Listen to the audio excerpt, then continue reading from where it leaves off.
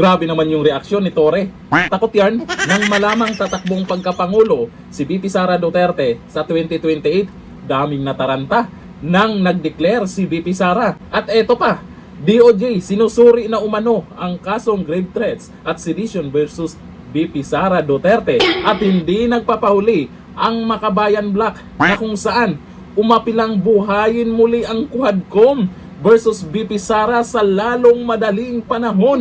Pero ito talagang si Torre, yung reaction niya. Ito, panoorin natin. VP Sara, plano daw tumakbo sa pagka-presidente. Anong masasabi mo? No comment talaga. Kabado. We're not political here, ha? Saka na yan. Thank you, sir. Thank you, sir.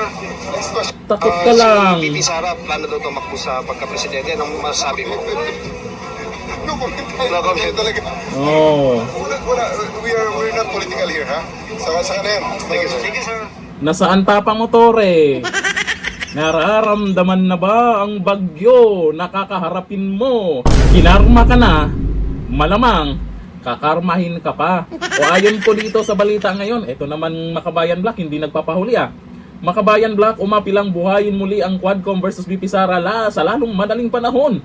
Sa gitna ng mainit na isyu kaugnay sa biglaang deklarasyon ni VP Sara Duterte ng kanyang intensyong tumakbo sa pagkapangulo sa 2028, mariing umapila ang Makabayan Black sa liderato ng House of Representatives of the Philippines na agarang buhayin ang Quad Committee upang imbestigahan ang mga alegasyon laban sa ikalawang Pangulo. Ayan, mag-iingay na naman si Abante dyan. Ayon sa grupo, hindi na dapat patagalin pa ng Kongreso ang pagbubukas muli ng Quadcom. Ngayon, hinihintay pa ang desisyon ng liderato ng Kamara kung muling bubuksan nga ba ang Quadcom habang patuloy ang panawagan ng Makabayan para sa agarang investigasyon. Masyado naman kayong kabado. Kalahin mo kayo na mismo ang nagsasabing malayo pa ang eleksyon. Kayo na mismo ang nagsasabi na masyadong maaga itong pagdeklara ni VP Sara Duterte na tatakbo siyang Pangulo sa 2028. Napag-usapan, nag-viral agad yan at balita din ngayon o usap-usapan sa foreign media. Gusto nyo na ibalita din yung mga sinasabing kaso daw ni VP Sara? Gusto nyong mapag-usapan din itong mga sinasabi nyong mga maling nagawa ni VP Sara? Lalo na dito sa sinasabing grave threats daw at sedition. Kinumpirma ng Department of Justice o DOJ na sinusuri na ang kasong inciting to sedition at grave threats na inihain laban sa kanya. Ayon sa tagapagsalita ng DOJ na si Attorney Polo Martinez, nasa masusing review na ng mga piskal ang resolusyon ng kaso. Matatanda ang inihain ng National Bureau of Investigation ang reklamo matapos ang umano'y mga pahayag ni VP Sara laban kina President Marcos Jr., First Lady Lisa Marcos at House Speaker Martin Romualdez.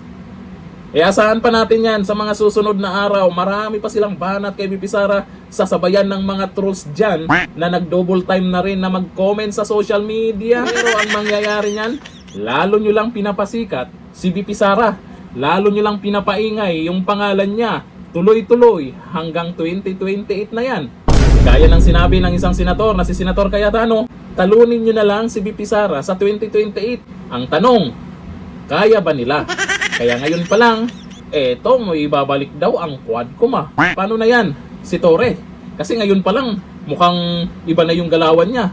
Mukhang kinakabahan bigla, tapos sabay talikod habang kinakausap pa. Ito ang sabi ng mga netizens, Torre.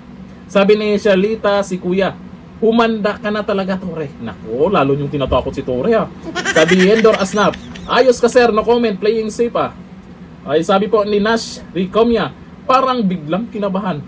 Huwag kayo. Itong si Torre, may mga nagsasabi dyan na iba na pwedeng pantapat ito kay VP Sara. Malay nyo, tatakbong Pangulo.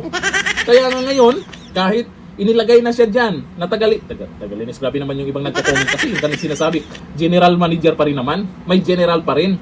Kahit sinasabing nilagay siya dyan, maingay pa rin ang pangalan niya.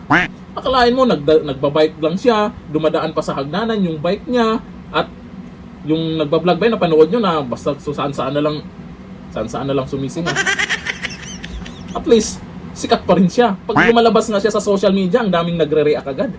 Yun nga lang, yung mga nagre-react, puro tawa.